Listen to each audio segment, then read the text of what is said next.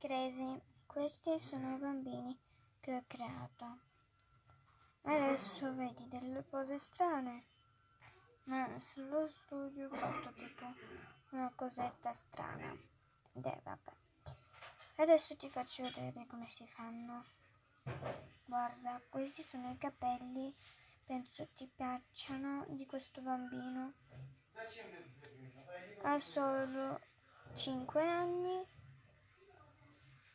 È difficile da ricopiarlo? No, l'ho fatto, penso che sia originale. I vestiti li ho scelti io, mi piacciono tanto, per questo li voglio lasciare. Se vuoi puoi modificarli in futuro, se li vuoi fare. Poi c'è questo bambino, ha i capelli che mi piacciono un botto. Poi c'è i capelli, si possono ricopiare facilmente. Questo, poi questo, e poi questo scuro e questo qui. Li ho scelti a caso. Gli occhi 9 a caso, mi è piaciuto.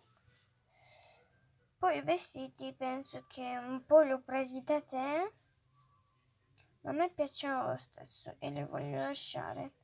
Poi ci sono questi dettagli che penso che ti piaceranno.